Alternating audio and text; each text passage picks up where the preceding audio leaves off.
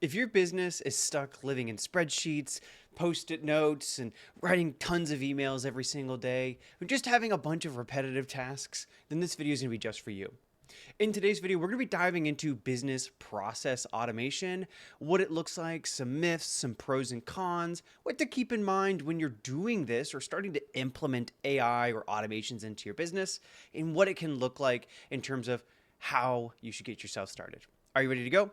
Let's dive in. When it comes to business process automation, there's so many key factors here. And what I feel like the best place to start with is some of the pros and some of the cons. So, when we're looking at business process automations, if implemented correctly and in the right aspect or area of your business, you're of course going to be seeing things where you're going to be able to start saving time between you and your team, reducing human error because something is just automating that process, and ideally being able to scale up your systems and everything else that you're doing without having to go and add another 30, 40, 50, $100,000 a year employee.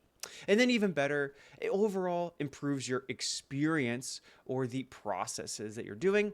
And if everything is amazing, we're saving teams, increasing revenue, and improving our delivery, right? Those are all great pieces, right? But what's crazy is, unfortunately, a lot of us go and jump ahead now that we have AI and automation, and we have a quick call or a conversation with ChatGPT or some AI tool, and find that it gives us all these amazing ideas, but we go in and we start trying to do something a little bit too quick, too fast. We're going through and building out or expanding on a process that we do because it takes up a good deal of our time, but we haven't properly documented what it is for our business, how it functions, and the desired outcomes, right? It's too much in our head.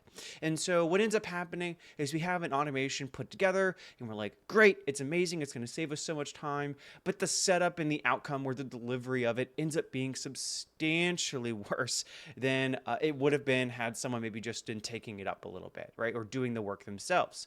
And what that comes from is just bad planning. And so when you go through and start the process of putting together an automation, or thinking that you have an area of your business that you want to start automating, you want to look at the key areas of repeatability and working through understanding clearly the different variables that come into play. Maybe something as simple as being able to pre-draft emails that come into your inbox. So when someone sends you an email or replies back, using an AI tool to go in and be able to identify the type of email that it was, and then based on that email type, going in and drafting an initial email. Now, this is perfectly fine, but if we didn't understand that we probably should break it out by the different types of emails, yes, we're going to get drafts, but honestly, you might end up spending more time going and editing these responses because it doesn't have any context or clarity or real direction as to what it's replying to, how it's replying to it, or the kind of response that you want to give, right? And so that's a basic but simple example of, yes, it did do work, but it might actually cause more work in the end. Another one here is a lot of us aren't going to be super experienced in doing the build outs of these automations, which is why I'm putting together these videos and we put together this content, or people just work with us to help them, right? But it's going to come from that setup and maintenance. While you might put together a system that does work initially, what you might end up seeing on the other end is you have something that's going to take up way more time than necessary because it keeps breaking or increasing your costs or distracting you and your team because it's trying to do something that it's just not optimized to go and do. Then, if you start going super expansive and have like this super detailed plan and you just try to automate every single aspect of it right out of the gate, you're going to end up finding that you're going to end up having a lot more rigidity within your systems. And so it's something that is actually not going to be as scalable as it could have been had we taken some of those little steps to make it a little bit more modular, allow us to scale and expand it depending on what occurs within your business and the uniqueness of the services that you provide and the back-end systems you want to automate, right? And then if you're going and doing something on the customer side, customer facing especially, a lot of people don't prompt AI correctly or don't communicate to AI correctly. And so they generate these really clearly AI generated or clearly fake and very unauthentic messaging or communication to customers. And it results in actually a much worse experience than you being able to have just crafted something yourself, right? Again, this is the one unique nuance, is because as AI becomes a bigger in a part of our business or our lives, people find that more and more of us are going and just using AI to create responses instead of taking the initiative to do those few minutes of custom messaging. And so you being able to put in and have a clear understanding of how to present your own voice and tone, and it being consistent with that is going to be super vital. Otherwise, you're going to miss out on so much. Now, again, I'm just jumping into this with this, but like clearly all of these are very common myths that we hear all the time. And it felt like it was easier for me just to show you that it's going to replace your whole team. Not at this point, right? Not at this stage of, April 17th of 2025, right? It's got a little bit of time left before it goes and just starts immediately replacing a bunch of employees. However, it is on the pathway of being able to do that. And so it is something to keep in mind, but all current AI really looks at elevating the actions and the tasks or the activities of your team and helping to streamline something that they're doing. Say you bring on a sales rep and he is really good at doing sales calls, but he sucks at outbound. Well, you could go through and build a process to help him streamline and elevate cold outbound. So he does a better job at messaging and getting people to have conversations with him. And then he can do what he does best, or they do best, and doing the call. So you have something that helps to automate getting leads, getting interest, getting people towards booking a meeting.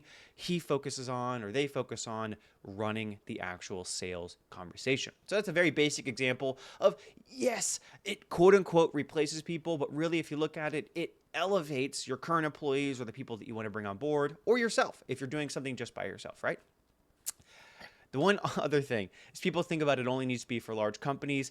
I would say definitely not the case. In fact, if you're smaller, it's better, it's faster, it's more efficient because you are able to be more dynamic. You don't have all of this bureaucracy within your organization. The cost can be substantially cheaper because you're able to use something like an A10 or Zapier or Make, or connect with someone that's like an established expert within the space and have them work with you to identify like a path towards doing it. It's way cheaper than bringing on a whole employee or a few employees to try to take over, entire areas.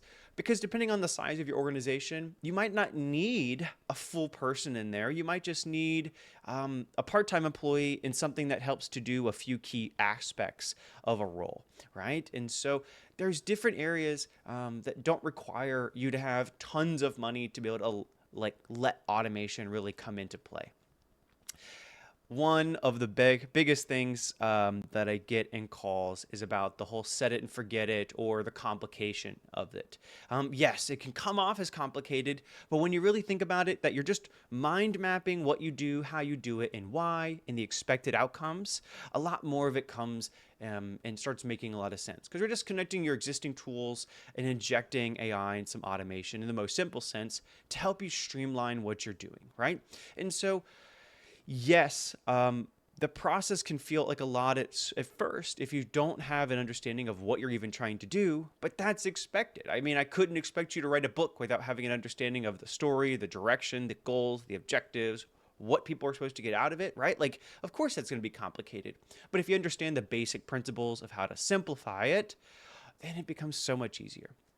In terms of the set it and forget it aspect, though, it's just like everything else, right? You have a process in your business, you get it up and running, and it will change and be dynamic as you and your business adapts and grows. And so you have to think of it in the same way.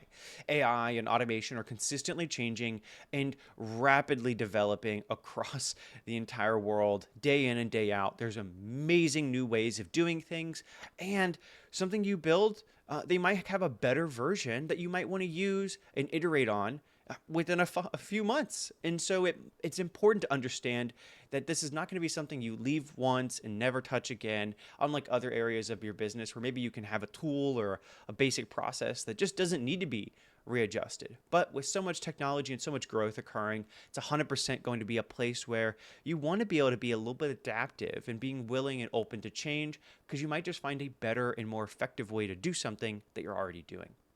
And then again, my general tip, of course, when you're doing this, start super, super small on little tasks. You'll be impressed to find how much time you save by just streamlining existing tasks within your business that are like little pieces that just take up 10, 15, 20, 30 minutes a day. You end up finding that you're saving a couple hours each week. And if you start getting to the really cool stuff, you can save 10, 15, 20, 30 hours a week on minute tasks that are just taking up so much of your time. So you and your team can focus on doing what you need to do, which is doing revenue generating activities, or at least the things that you love to do. Now, here's my thought. Again, I've already sort of touched on this, but let me just reiterate. The best areas to start with is going to be this mixed AI, right? Where we're looking at our human touch, right? And our interconnection with AI and automation. You don't want something that is 100% reliant on AI and automation. You want to have something that is allowed to elevate what you and your team are already doing. So that way you guys can grow, you can change, you can still put your own unique points into it, and really help to really bridge the gap as technology gets stronger. So in here, again, this is generally what we see. I hope you don't mind this. I just felt like it was easier just to show you everything at once as we're going through it. No need for the fancy stuff, right? Look, we see a ton of time being able to be saved when you implement some of these basic tips and tricks and just little automation. This doesn't mean you got to do a full like sales and marketing automation workflow where you're completely automating everything. You just could go through and do some of the small steps of automating some copy creation or content ideation or some frameworks or some sales messaging or reminders and follow-ups and just some basic stuff, but things that you always have to do, right? These repetitive tasks. And it's not that a person isn't going to then refresh and revise what AI or the automation goes and does, but it helps to get the initial groundwork in place for you to have a really strong place to start. So that way your team isn't starting from 0 every time. You're starting from, on a 1 to 10 scale, you're starting at a 6, and then your team works on making it an 8, 9, and a 10 with that good foundation. So think of it in that way.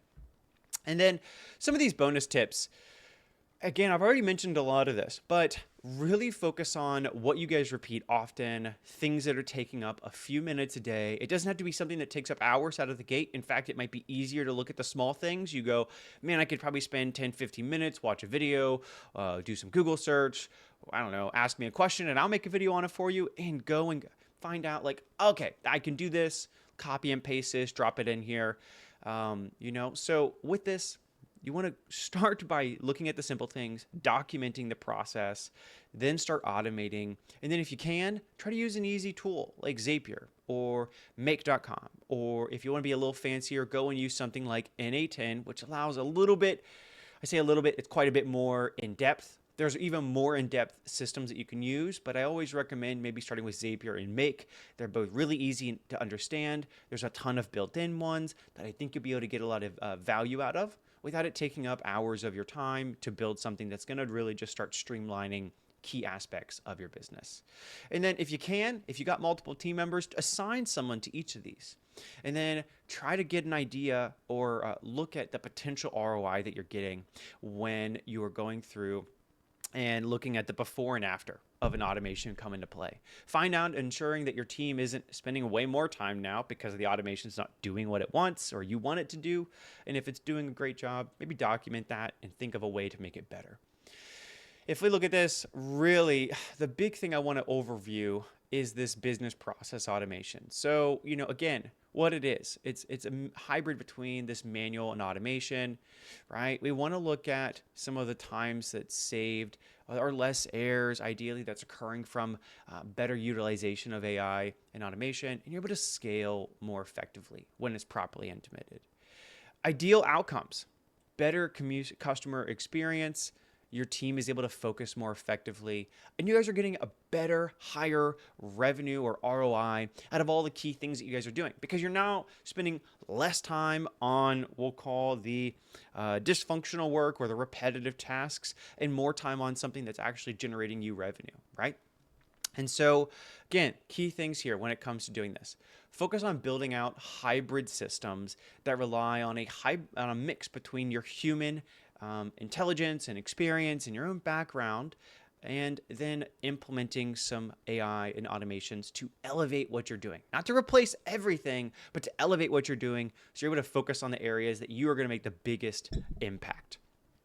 Again, I've already gone through all of this. I mean, man, there is nothing else here, but I just wanted to go through. And so to me, this is what I think we got enough time here. We can dump into this. These are key things that I would look at when it comes to how you may want to find what you want to automate in your business. And we'll just talk through this briefly. What task is being automated weekly or, is being repeated weekly or daily? Maybe it's a key event within a specific role and you're like, wow, this is done all the time. They're spending hours doing this, right? A simple one could be generating lead lists for your sales team. If you are a small company and you don't have access to more established tools or really expensive platforms, I guarantee you they're spending hours each day or just doing nothing to do it because they don't want to, going and creating lead lists. And then you have to make sure that your lists are good, so you have to be able to clean them up. And then if you want to do it, it's going to have to be falling on your sales rep, most likely. And if they don't have the experience doing that, and if you don't have experience getting data and helping to personalize it, they're not really doing an effective job at generating lead lists. And so then once they start trying to do outreach, the outcome is really low, right? And so you can look at that. You can go, I could probably put together some type of basic flow to help my team with the tools that we have to help them generate lists more effectively. Maybe they're not a 10 out of 10, but get them 7, 8s, and 9s pretty consistently because you have a good understanding of who you're targeting, what their problems are, where they live, what they do, general demographics, and you give them a good set of lists or potential people to get in front of. You can clearly measure it because what's happening then is the outcome of this is that instead of them spending hours focusing on just generating a list, they're now putting those 3, 4, 5 hours back into actually getting in front of these people. And so the measured outcome is how many more meetings are we booking? How many more engagements are we having? How many more touch points are we having in terms of conversation?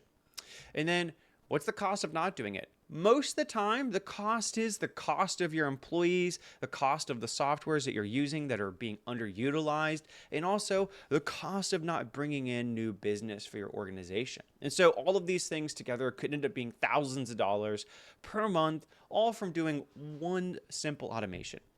And so again, go through, look at this. I've also put together some basic videos on how to go and put together some general automations. I hope this helps. If you guys have any questions, put them down in the comments below, and I'll see you in another video. Thanks.